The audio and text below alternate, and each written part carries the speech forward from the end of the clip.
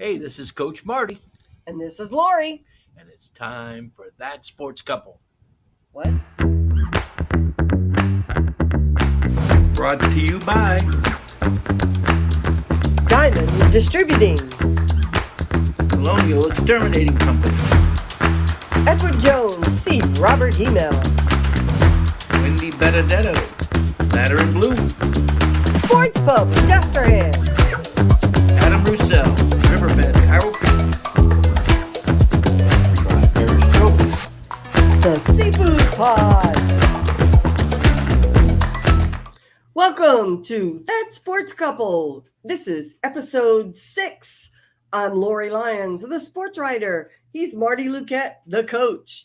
And here we are, back on your phone or tablet or computer or TV or whatever we are, to talk about River Parish's football, what's all going on. And this week we have a special guest, St. Martin's Episcopal head football coach, Kevin Dizer, who used to be our co-worker at Riverside Academy. We caught up with him.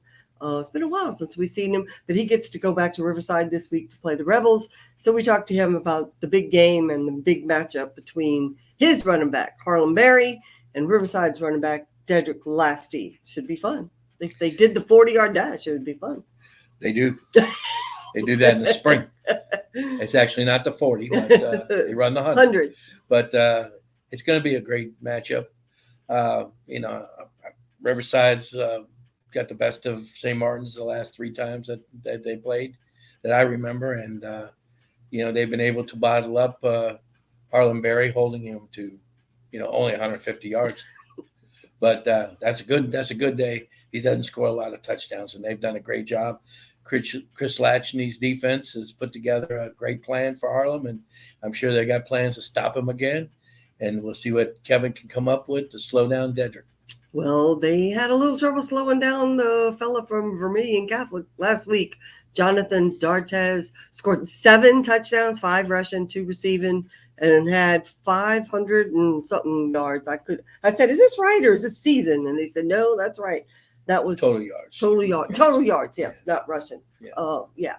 But still, that was like doggone. And Coach Dizer talks about him. Mm-hmm.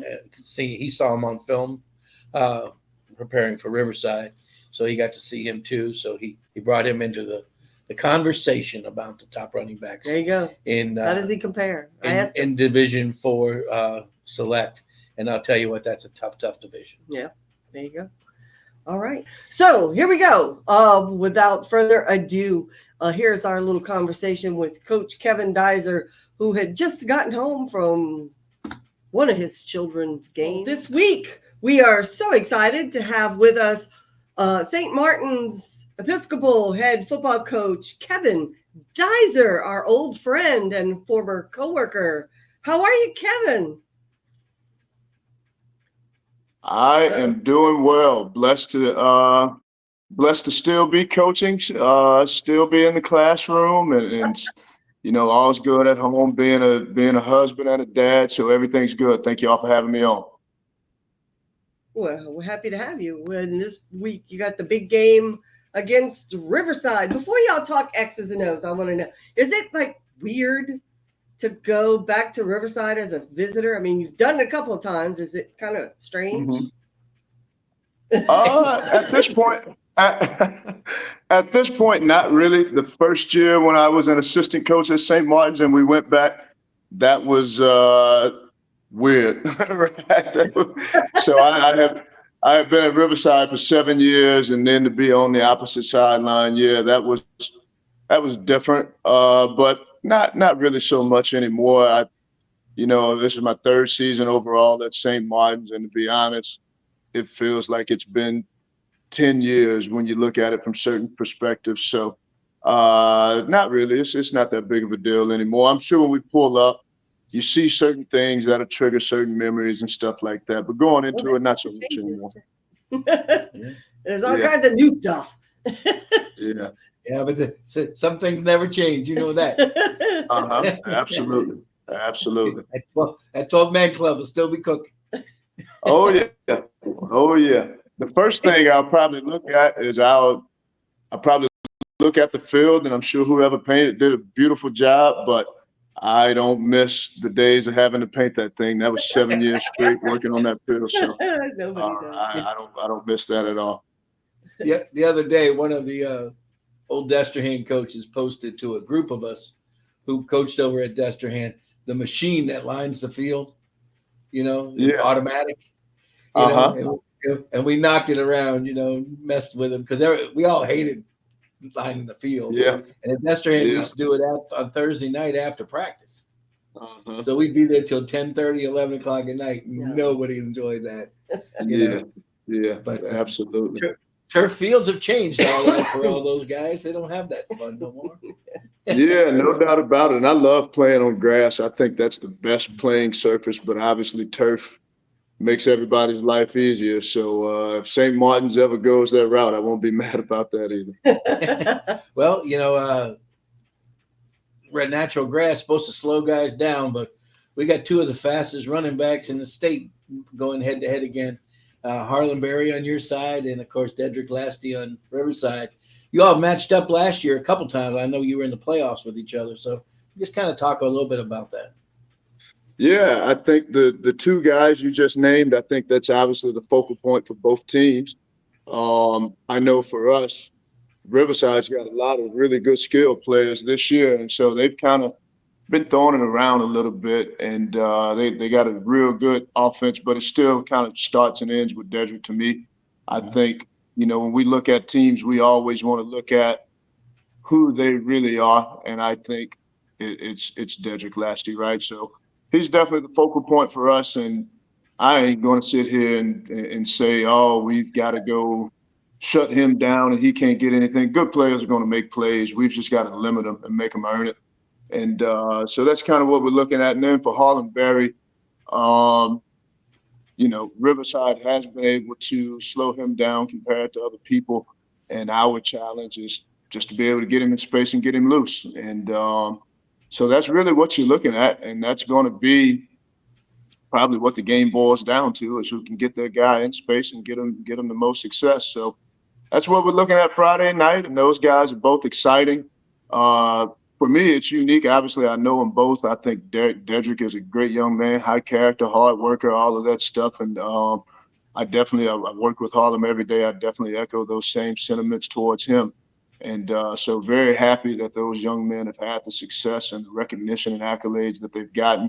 But only one team can go out there and get the win Friday night. It's my job to get the Saints in the best position possible. So did you get to watch film from last week's game against Vermilion Catholic, Riverside's game? And yes, ma'am. The D'Artes kid, how would he compare to those two guys? I haven't seen it. Yeah, so he is he's the quarterback, but he's very much the guy that's going to get all the carries and run the football. He's good, no doubt about it, but he's a little different than those guys. What's scary with D'Artes is when you see him on film, it's hard to tell what makes him special. Like, he doesn't appear to be that fast, but he's running away from everybody. He doesn't appear to be that elusive, but nobody can tackle him. So guys like that are always scary. And in my vocabulary, I would just call him a baller. That's kind of the bottom line. The dude's just a baller. And my first year at St. Martin's, when I was an assistant coach, he was the quarterback at Vermilion as a sophomore, so he was younger. But you could see the talent that he had, and he kind of reminds you of, I guess, a Johnny Manziel would be the closest comparison, an undersized guy that's just going to kind of run around and make plays, and just when you think you got him, guess again, no, you don't. And so he really is a special player. He's a special player. He really is. So it's your third year at St. Martin's. You were assistant for 1 year, and you were at Riverside. But tell us the history of Kevin Dizer. How'd you get down here? I know kind of the story. I've done a bunch of stories on you.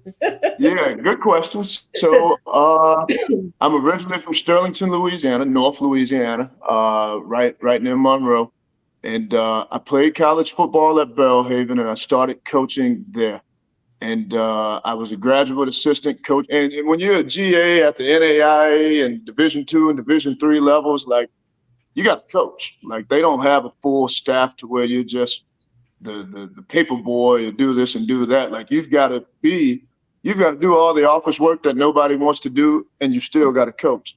So I was GAing there, and I never wanted to coach high school football. I just didn't. I didn't want to deal with parents and just the things that I thought about high school football. I didn't want to be a teacher. God, that thought was scary to go to the classroom and be a teacher. So I never wanted to coach high school football. I wanted to be the guy that chased the college dream and bounce around from job to job and city to city and just chase the Division I coaching dream. That's what I wanted to be. And in my mind, I was hot stuff. Like, who wouldn't want to hire me? You know what I mean? And I hear you. yeah. And so when I finished as a GA, I couldn't get a college job. Like, I could have went on and been a GA again, or I could have went and been a volunteer again, but I couldn't get a paying job. And I was tired of living off my parents' dime. I just didn't think that was right. And so I took a job at my high school as a paraprofessional. Didn't want to get certified. I'm like, I'm not going to be here long. Like, I'm not doing this high school thing. I'm getting out. So I'm a paraprofessional at Sterlington High School. This is 2014. I'm a paraprofessional at Sterlington High coaching football. And I'm still emailing and sending my resume every day, trying to land a college job that next off season. And I had a friend of mine who I was a GA with that was at Riverside, and he was all, we talked back and forth, and he was always talking about how much he enjoyed it and how everything was good. And my girlfriend at the time, my now wife, but my girlfriend at the time, she's from Monroe also, right? And she took a job for the state in Baton Rouge. And I kind of hit that point of kind of a point that I think a lot of young people hit. Are you going to chase your dream? You're going to chase the relationship? What are you going to do there? And so she moved to Baton Rouge. And then my friend called me in February, I believe, and he said they had an opening at Riverside. I was like, wow, I don't, all I had heard about was Timmy Bird and the basketball program. I didn't really know anything about him as it pertained to football or baseball. Mm-hmm. And so I said, man, you know what? I'm gonna look into it. I'm just kind of stuck in Sterlington and making $1,000 a month. I'm not really doing anything. So I was going to New Orleans for Mardi Gras. And so I stopped and I met Bill Stubbs and kind of interviewed with him. And he offered me the job, and he's like, I want you to start Monday. Dude, I'm going to Mardi Gras. I'm like, it's Saturday. So I think I ended up starting there maybe like a week or two later. And that's how I got to Riverside. I didn't know anything about it. I didn't know anybody there except for my friend. But that's how I ended up getting to Riverside. And I spent, I think in total 7 years there. And so that's how I got to the area in South Louisiana, and met some really good people and some really good mentors, and how I've kind of started to try to make a name for myself, whether good or bad. I hope good, but I've started to try to make a name for myself in the area. But that's how I got here. Is I guess I chased my relationship over my professional dream, but it worked out. It's all good. So you kept the girl too, huh? Yeah, I kept the girl, and my coaching career is still going well. And well, yeah, but you got to coach with two Hall of Famers. I mean, absolutely, Timmy Bird and Billy Stubbs. And I think if I continue to tell my story, that kind of changed everything for me. The relationship with those guys. I get a lot of people, that'll compliment me on the way I speak or the things I talk about. And I just simply tell them I was just blessed to work under some really good guys that taught me the right way, because I think if I worked for somebody else that wasn't that way, well, I think I would have been raised to be like them.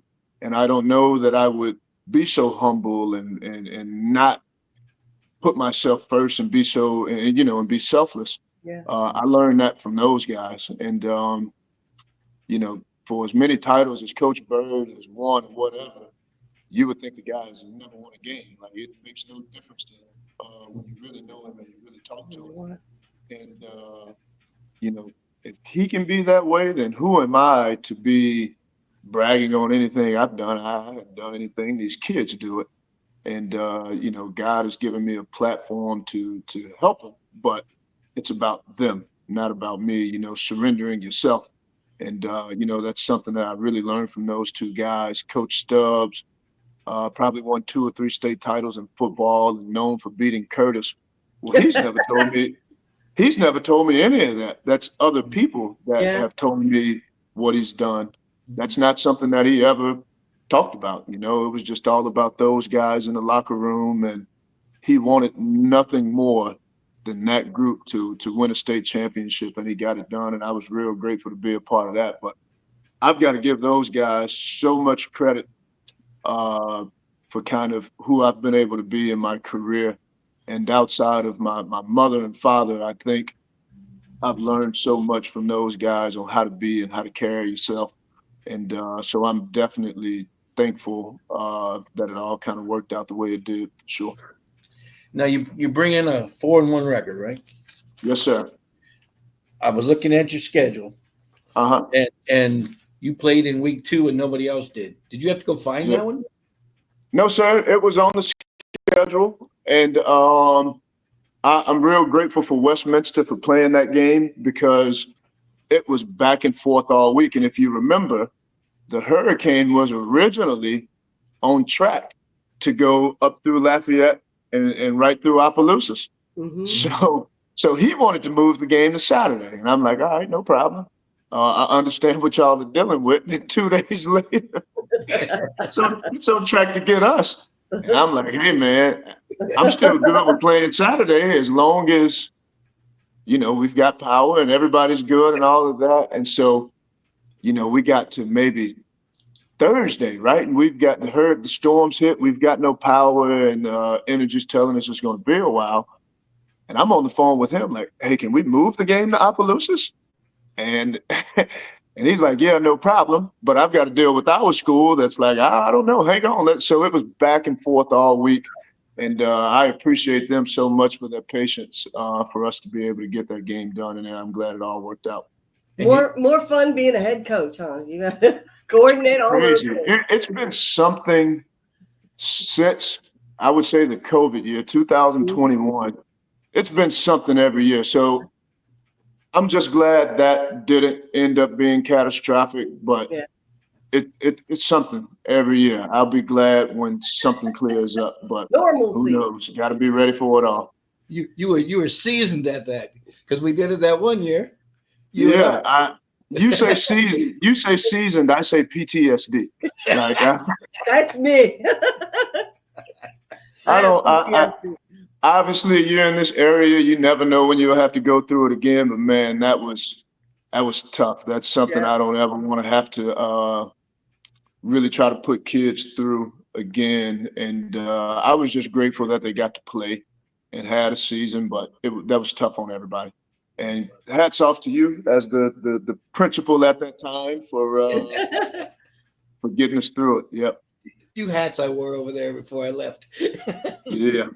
So we're called That Sports Couple. Talk about your sports couple. What is your wife's name? My wife's name, Keisha, is my wife's name. And how long have you guys been together? Oh, Lord, let's see. Since she brought him down here. So I would say officially 2014 is when we started officially dating. And then we were married in 2017. Yes, ma'am. So we've been married for a little bit over 7 years. Yeah. And what would she say is the hardest thing about being a coach's wife? Not being at home, just the time that you have to miss. Like tonight, our daughter had a softball game and she didn't fuss, but I wasn't able to make it. And that hurts me. Like you want to be at all of that stuff, but just the time you miss away from home. And then you golly, I hate to even bring this up, but it's the truth. So a lot Give of her the people, props. yeah, oh yeah, no doubt. Like when I say what I'm about to say, it makes her look like a saint. I have coached 3 sports since 2015. 3 sports. I haven't had a break since 2015. I've had a full schedule since then. And all the years that I've been a head football coach, I've doubled as a head girls basketball coach right after it. And, and then go and coach track right after that. Okay. And 1 year at Riverside, I pulled off the trifecta of head of all 3. And so I would definitely, I definitely have to give her so much credit because I know how hard it is for me to do all 3, but for her having to carry the load at home, that's a tough deal. That's a tough deal. So if anybody wants to give me $150,000 contract one day for one sport and focus on that, she would think it was all worth it. But I don't see that happening anytime soon. Well, wait, I saw a picture of y'all in front of a helicopter. What was that? It was her birthday, and we just did one of the little tours there in New Orleans. Oh, how cool! How come we never did that? No. Go get it done and go live. That's nice. Yeah, it was cool. There you go. It was cool. So you are romantic after all, huh?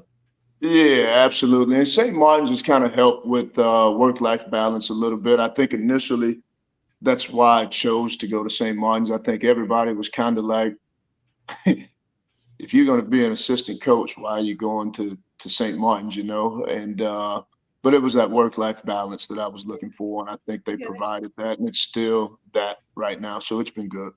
And you have 2 children, 3? 3. 8-year-old son, Kyrie, 4-year-old daughter, Kimora, 2-year-old daughter, Carmen. There you go. They're all K's. All K's, and so is mom and dad. There you go.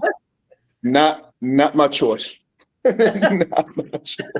Well, Kevin, everyone that knows you knows what a gentleman you are and how much fun and how much hard you work. And I appreciated everything you did while I was at Riverside. And, yes, sir. I appreciate that. Thank you. I'm glad that St. Martin's worked out and that Coach Indusa, you and Coach Indusa got along and that worked out. Y'all don't talk about him. Coach Indusa was in Marty's first wedding. Did you know that? I did. They both have told me Coach Indusa talks about the Kennedy days a lot.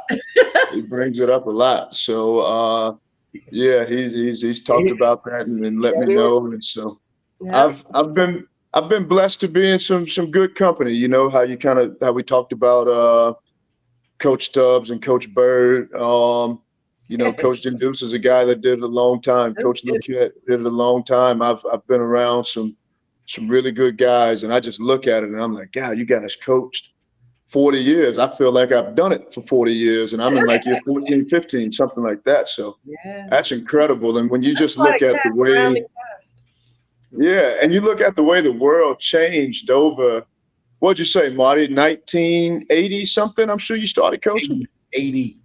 Yeah, 1980. So look at how much the world changed from when you started to when you finished. That's pretty impressive to be able to stay in it that long. That's the year I graduated high school. There you go. Yeah. It's a labor of love. I've seen you with your kid, with your players and the way they respond to you. So you know exactly what keeps you in it for 40 years. Yeah. Yes, sir. And you do a great job, Kevin. We do appreciate you coming on. Anything you want to tell us about this week or the season? I think, what I would say and what I want our kids to understand, and this is kind of where I'm at with St. Martin's and this team, we are not like, we've got Harlem Berry and we've got some good players, but we're not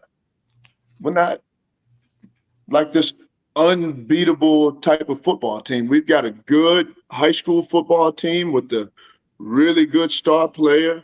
And I just want us to be playing in competitive games and good competitive football. And, like we lost to Pope John Paul. That's a really good football team. And I think our kids played well, and I think our kids fought. And you lose sometime in sports. And I just want us to be in good games. Like, I'm very excited about the Riverside game. I'm not worried about the outcome one bit. We've got 10 weeks of practice. And then when you get in the playoffs, you'll know when it's do or die time. So I just want to be playing in good high school games. I want our program to be talked about. I want us to be relevant. And I think we've achieved all those things. And it does us no good to play 10 weeks of people that just can't tackle Harlem, and we win a lot of games because of it. No, we want to play good people, good evenly matched games, and we want to get out there and compete. And I'm looking forward to taking our kids into reserve. I know the type of atmosphere it's going to be. I know how bad they're going to want to stop Harlem and all of that. And I just think it's super fun, a really good time to be a high school coach. And I'm just looking forward to going in there with our kids and competing, and let's see what happens. And then the last thing I'd tell y'all, I don't know how much y'all look at the different divisions and things like that with the playoffs. Go look at Division 4 Select and look at how stacked that thing is. And that's going to be some really fun football come November and December. It's going to be really good. And whoever wins that championship is truly going to have to earn it, because you've got about 14, 15 teams in there that can flat out play. Right. So it's going to be fun coming down the stretch, but I'm looking forward to it. I appreciate y'all having me on, and thank y'all so much. And I hope y'all enjoy and have a great time doing what y'all are doing with that sport. We got to do something. This is the only time we talk to each other. Y'all are in the house. Y'all are in the house together. I know better. I know better. So, retirement, enjoy him while you can, because when baseball season rolls around, he's gonna find something to do. Oh, he watches. He's got one game on the TV and one game on the iPad. Yeah, but you got to watch him. He's gonna end up in somebody's dugout. You got to watch him. We already had that conversation today. Thank you, Lou. Thank you, Kevin. I appreciate y'all. It should be a fun one. Have a good night. Brought to you by Diamond Distributing. They're the guys who deliver the Hubig's pies. Lemon! No apple. If you don't see your favorite pie and freeze-dried goodies at your store, have them call Diamond Distributing. Brought to you by Colonial Exterminating Company, a local family-owned company that will help you get rid of your termites, pests, and rodents. They're a Christ-based company looking forward to serving you. Brought to you by Robert Hemel at Edward Jones Investing on Belterre Boulevard in LaPlace. Trust Robert with all your investment needs. Brought to you by Wendy Benedetto at Ladder and Bloom. If you are buying or selling your home, call the best in the business. Let Wendy Benedetto get you home. And welcome back to That Sports Couple. That was our conversation with Coach Kevin Dizer, who used to be our former co-worker at Riverside, and he's now the head football coach at St. Martin's, doing a wonderful job. And he's got one of the best running backs in the city over there in Harlem, Berry. And it's going to be interesting to see how they match up against Riverside and Dedric Lastie. Well, they are our game of the week. Yeah, they go. As we look forward to this week, we have a couple of games that are going to mean a lot in the district races, for whatever the district races are worth anymore. But I mean, everybody wants to win the district. Hey, it makes for a nice T-shirt. And you get a trophy sometimes. Yeah, you get a nice T-shirt. So we look forward to this. But obviously, this matchup at Riverside Academy is going to be a classic. The 12th man will have lots of smoke coming out of there, and they'll be cooking, and the place will be rocking. It's a great atmosphere. And we finally have football weather this week too. That's cool. If you're going to a game, grab a sweater. And it's October, and we don't have to stop for heat and humidity time. Oh, there you go. So, hey, it's an exciting time, man. We're ready now to start playing real football. Yep. Maybe they won't cramp up as much, but Maybe not. you never know. But like I said, our feature game for the show is a 2-2 Riverside Academy, who's last week had a tough game against Vermilion Catholic. That was a shocker to me, I think, that they put up that many points. Yes, it was quite interesting. And you give us D'Artez's numbers again. Jonathan D'Artez, I think he had you have it written down. 500 and he had seven touchdowns, 589 yards, something. Yeah, 7 touchdowns, 589 yards of total offense. Total offense. And he's their quarterback. And that was 5 rushing and 2 passing. Right. He's their quarterback. So 580 yards, he's going to, if he throws for 200 right. or 300, I don't know the breakdown. But it was impressive, whatever it was. But he broke 3 school records. He was the Go Preps Player of the Week, and that's how I saw him, and I went, what? And that's against a really good defense. Really, I know. So he must be very talented, and of course they're the number 1 ranked team in Class 4A. Obviously, there's a reason. So yeah, and he's it. But like I said, we have some premier players, and let's talk about Riverside. Riverside. And it starts with Dedric Lastie, and the offense that they run, and how many touches he gets, and how well he does. He also is involved in the kicking game, punts and kickoffs. So he's a threat anytime the ball touches his hands. If he breaks loose, you can't catch him, and if he figures out a way to get past you, he will. And I mean, he's very elusive and very fast, and a good kid too. I like him a lot.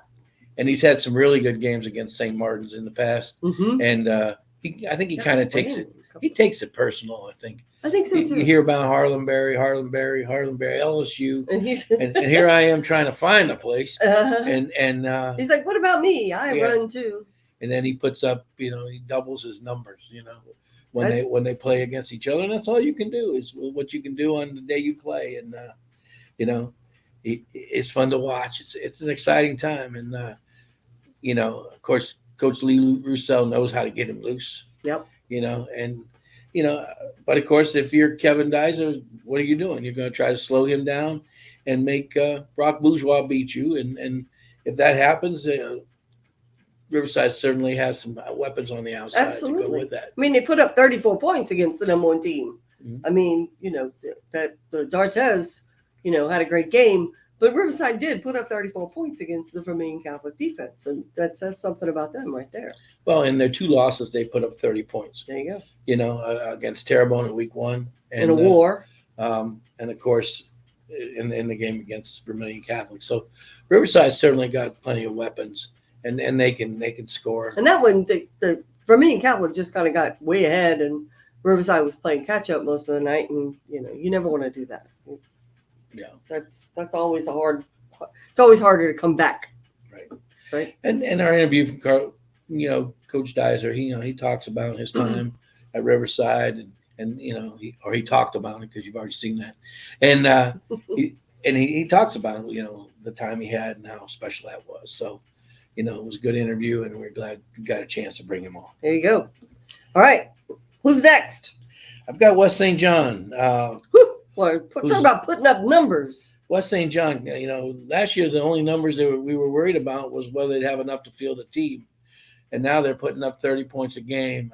They're 3-1, and they come into a week against Varnado, and they could be 4. They put up 60 against Houma Christian. Houma Christian's not a bad school, not a bad team. Undefeated at the time. Yeah. But they're putting up some numbers. They're going to play Varnado. They're going to travel to Varnado, which is always an experience. I don't even know where Varnado is. It's not an easy trip, and it's in the middle up. I-12. Yeah, it's up there. It's up there somewhere. Washington Parish. There you go. And it's. How they ended up in this district, I have no idea, but just goes to show you how few 1A schools there are in South Louisiana, where there's a whole bunch in North Louisiana. So, but Varnado comes in at 2-3. West St. John, of course, bringing in a 3-game winning streak, putting up in 3 weeks. They put up 32, 60, and 34. So No, 52 last week. 52. 52 last week, 60 the week before, and 34 the week before that. I should have brought my glasses. I'm sorry. I'm the one who's going blind. But they've been putting up some big numbers. So, it should be another good week for West St. John. And that will bring them into I believe they're Riverside the following week, right? Oh, yes. Riverside at West St. John. West St. John. Bring bug spray if you're going to the game. And buy the wings.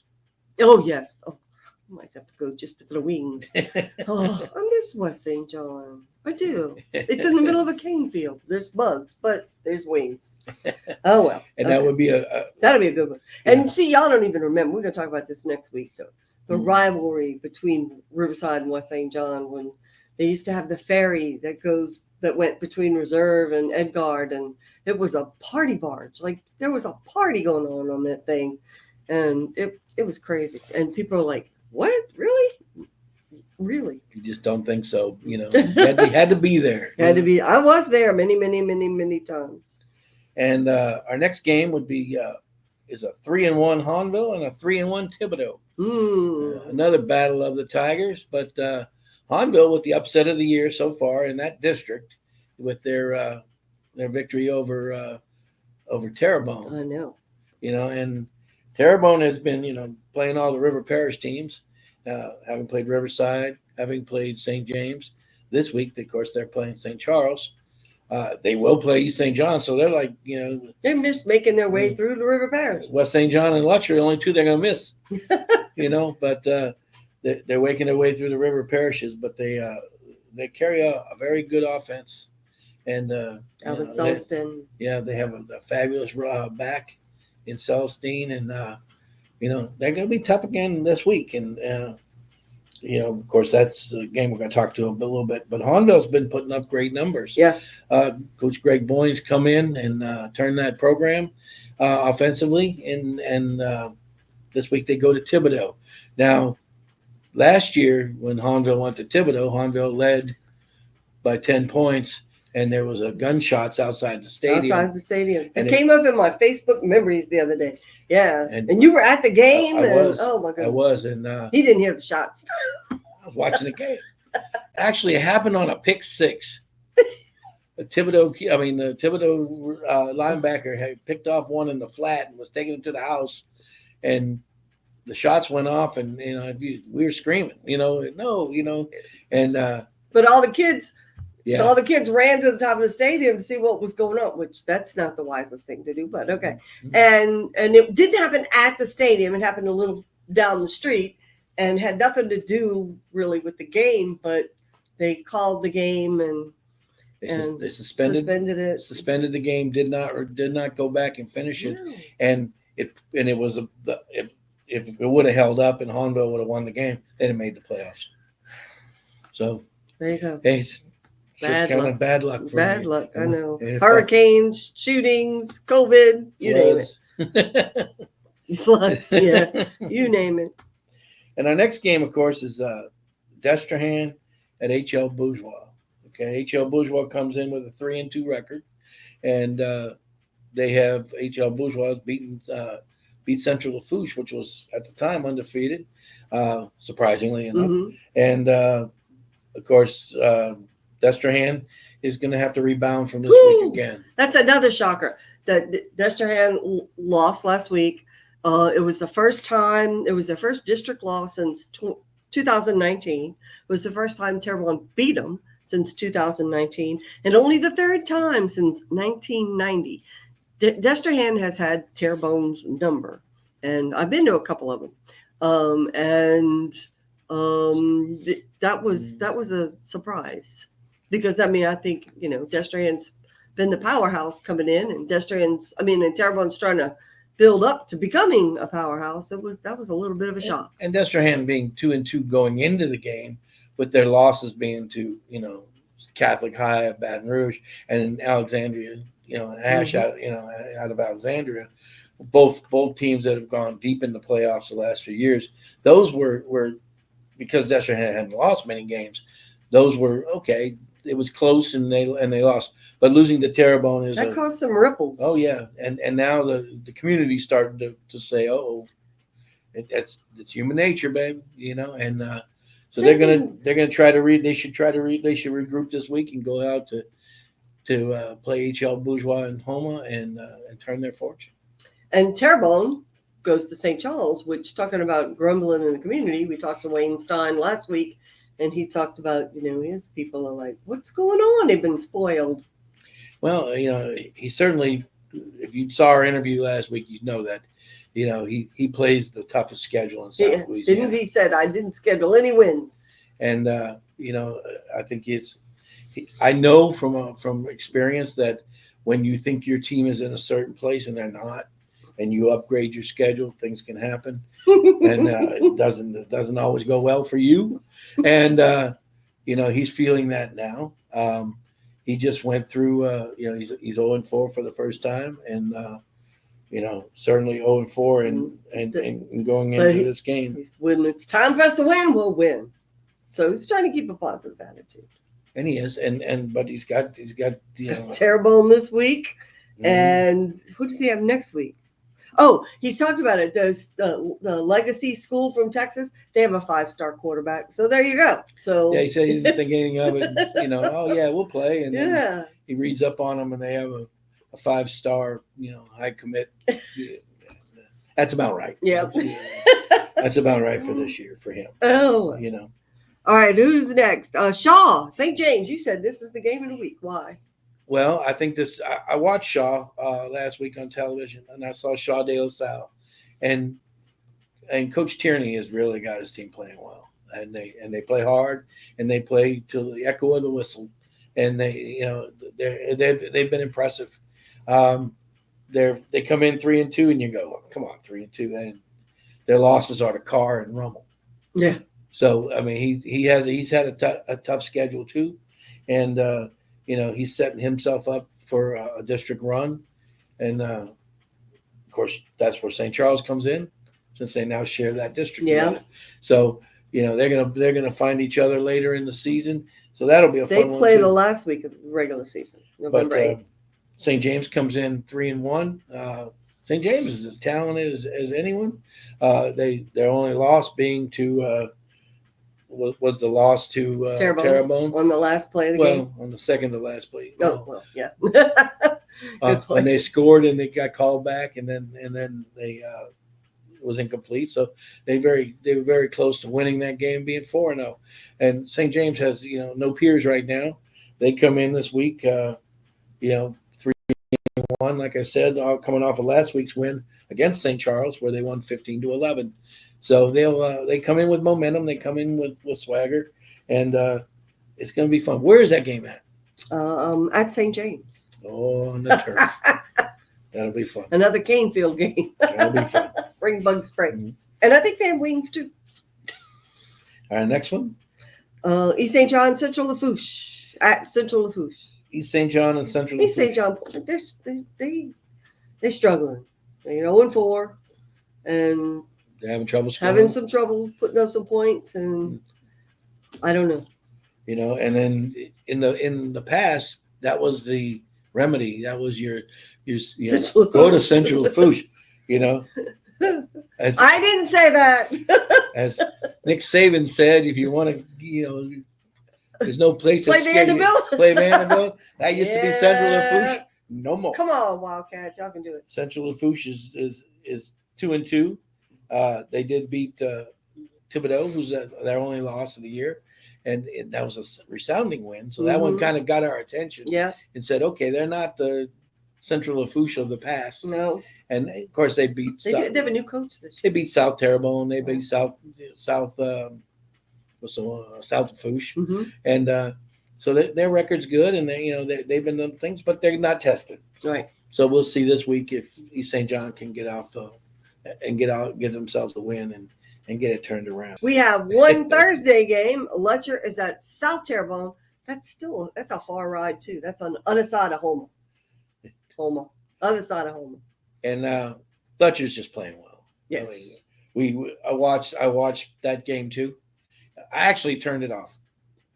It was Yeah, it was Lutcher. Oh, Vanderbilt. Lutcher and Vanderbilt. The game of the week. Lutcher's the one I two. told you I wanted to go to.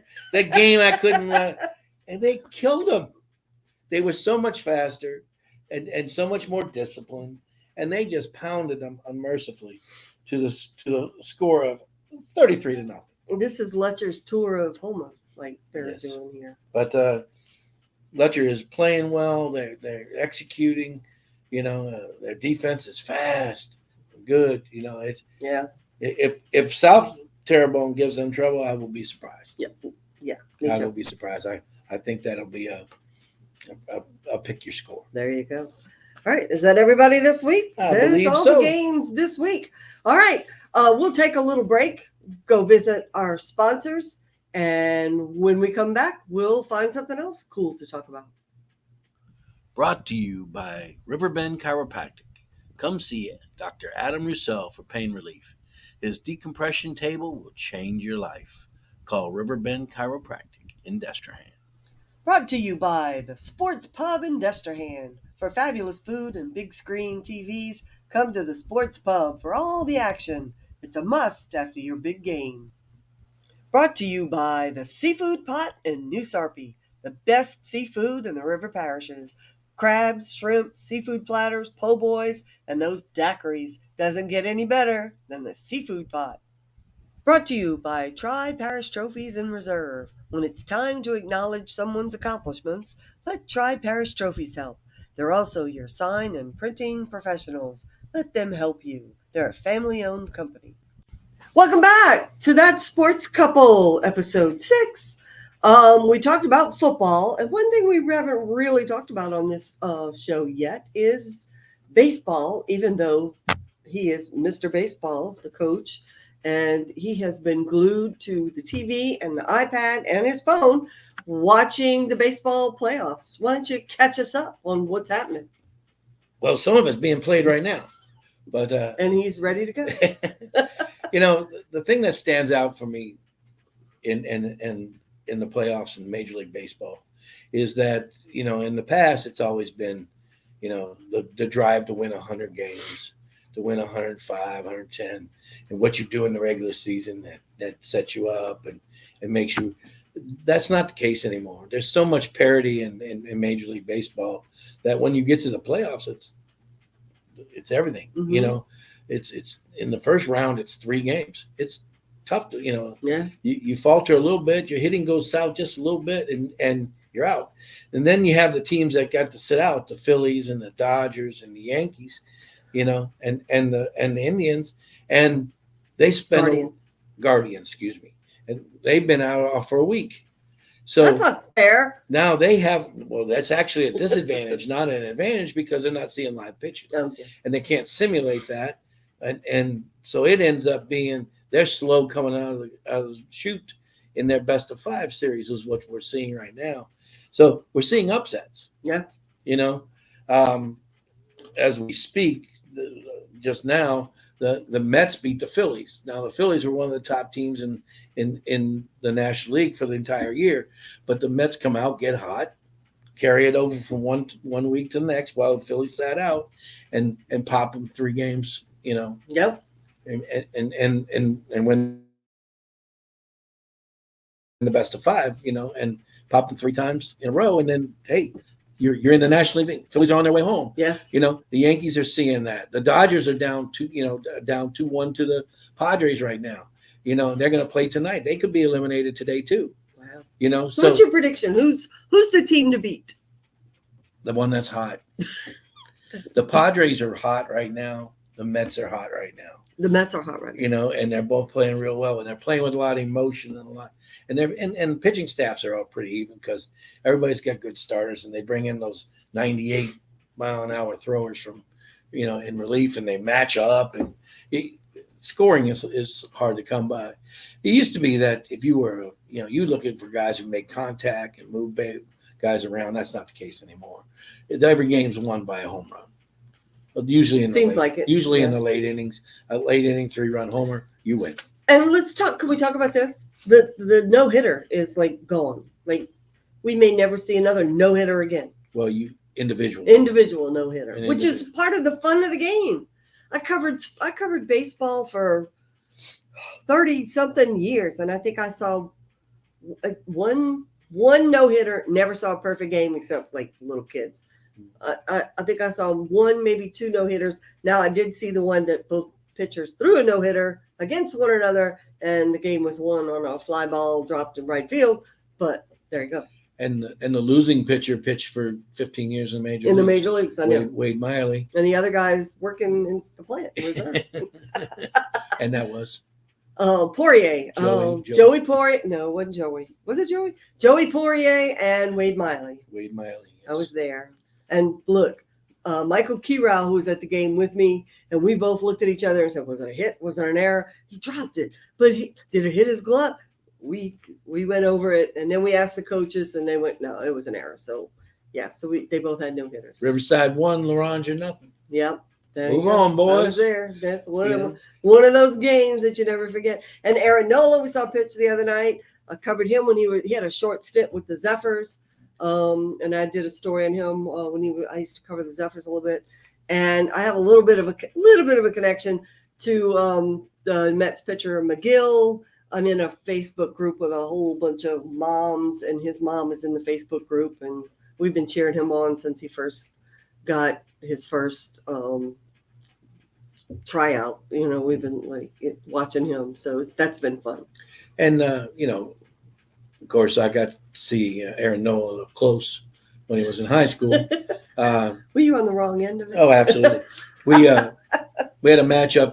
It was a tournament that Catholic was hosting, and he was supposed to throw earlier in the week, and I had Kurt McCune who pitched for LSU, and of course Aaron was getting ready. They were going to be teammates at LSU, so their coach came up with a great idea. Let's play Sunday. We'll match up these two guys, and what a game we'll have, and it'll be a classic, and everybody will remember it. Well, 10-0 later. Oh God! Aaron threw a one-hitter. We scratched up one hit, and they pounded McCune like he was an old poach dog. And things didn't go well. So that was my story on him. For McCune's sake, just so in case you're listening, we came back. We played them. I took him out of the game. I mean, he was getting pounded. So we came back and we played him up in Monroe on Thursday, and to Catholic High. Now, Aaron Nola wasn't pitching, and we took the lead late in the game. I brought McCune back in, and he threw 3 innings of shutout ball, where he stuffed it. We're going to get some of your former players on here in the spring. And he stuffed it, so he got his redemption against Catholic High when we beat him. So we lost to him 10-0 on Sunday and beat him 4-1 on Thursday. So, hey, it's still baseball. It's all about arms. It's all about who's hot. It's all about luck. There's a lot of luck to it. And with we never had the box to tell the pitches with the umpires. It looked like a strike or it didn't look like a strike, in the past. But with that box, you see that thing hit right on the edge. Sometimes you get it, sometimes you don't. And those guys are going crazy. And I understand why. I mean, there's a lot at stake. Today I was watching, the Met game, and they had a rally going in the 6th inning, and everybody's on their feet screaming. Well, the Mets fans haven't sat down yet. I mean, you just don't see that in the regular season, and that's what makes playoff atmosphere of baseball so much fun. I like the Mets. You don't like the Mets, do you? But even my Riverside team this year, once we got to the playoffs, we got a little hot, and we started playing well, and you're making a run through it. Now, were we record-wise, you'd say these people have no business being here, but here we were, and we were giving people trouble, and we were playing well. They overlooked you. Well, we knew what we had, and we knew what we were capable of doing. And if you can get that to happen, spoken like a true coach. But if you can get that to happen in the playoffs, you can make special things occur, and that's what we're seeing now. Will the Yankees hold on? They probably will. I mean, they had a comment today. The Yankees' salary, was more than the other 3 teams still left in the playoffs. Cleveland. That's not even fair. I'm just saying. But it doesn't help you win once you get to play. Yeah, true. I mean, just because you have the highest salary doesn't mean you get to win. Yeah. And that's why people don't like the Yankees. Because they make money. because they pay us so much money. They buy their All right, product. So who you rooting for? I'm always looking for a big time World Series. Now, a Dodger Yankee World Series would be fabulous.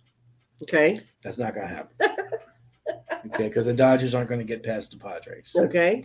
Then the Padres got to go play the Mets, and that's a toss up. So Mets and Yankees. Subway Series. So you got the Yankees, okay, and We'll be on opposite sides because you like the Yankees. I like the Mets because they were my first team that I really liked. well, Ron Darling, Lenny Dykstra, all those guys. well, yeah. And we'll see. There's still a lot of baseball left. All right. Well, we'll carry this conversation on. It's October. We'll do it. There you go. And then we'll see if And maybe we'll see a no-hitter, but they take them out. 100 pitches became the magic number. Well, it pisses the rest of us off. Nolan Ryan threw no-hitters with 189, 190 pitches. So they gotta pitch better to get a no-hitter. I mean, now that was the way it was. You pitched, and then you recovered, and you pitched 4 days later. Now it's 5 days, and you only get to throw 100. would you take a kid out of if he was throwing a no-hitter? If he had reached we're getting close to his pitch count? We try not to, and we probably and I know in the past we've left them in past their number where we thought he should throw that day while he had a no-hitter, but the second he gives up the hit, we take him out. Well, fair. Did you ever? Who had a no-hitter for you? Bo Jones had to have had a no-hitter. Numerous. So he had Numerous. one. He threw one in the playoffs against Barb. Yeah, I remember that one. They were not happy. But you'll see it. The strikeout guys end up with more pitches. If they're obviously, if you're striking people out, you're taking more pitches. Mm. To get them out rather than the guys who can. If they're dealing. Yeah, that can get them to hit it. So, hey, it is what it is. You kind of watch it. Now, if his form falls apart, we have pitchers. Well, those kinds of things. Well, we know that this pitcher is going to at 65 pitches, his form's going to fall apart because the last 3 starts, his form fell apart at 65 pitches. Yeah. We know that. So we're getting someone ready when he's getting close to 65. Now, if he's got a no-hitter and his form stays good, we're going to let him stay and pitch until his form breaks down or he gives up the hit. One of our favorite things in marriage is there's a no-hitter, turn it on, and we watch the no-hitter. That's it. He'll call me or I'll call him, and we get the no-hitter alert either on Twitter or ESPN or wherever we get it from. My Walker days, we had plenty of no-hitters. Oh, yeah. Playing in the cities. You remember that time I covered the game in Orleans? I was covering, I don't remember, 2 Orleans Parish Public Schools. And the kid threw, he did throw a no-hitter. It may have been a perfect game. And I walked up to the coach after. I said, did you know that this kid had a no-hitter? And he goes, oh, yeah, we do that all the time. I'd never seen one. And that was the first one. And he was, oh, yeah, we do that all the time. Yeah, it happens a lot in the city. In the public school, I mean, just, some of them, you probably saw 35. Yeah, I think so. And 35 and O'Perry Walker were the top 2 teams.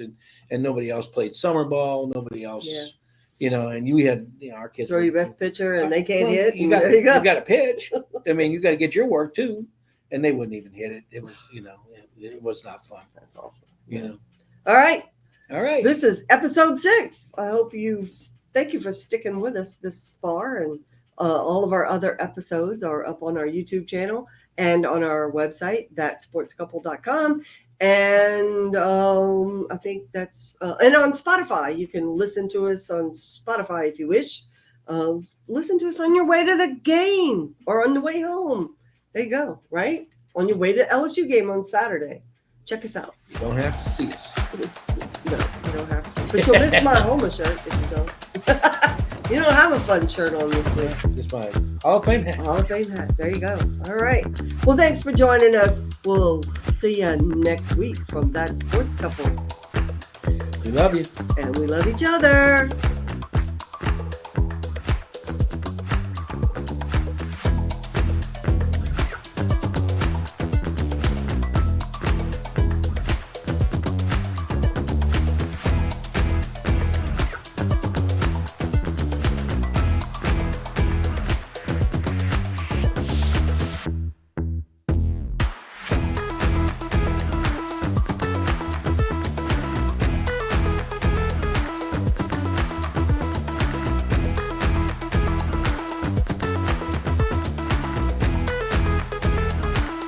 Hey, Marty.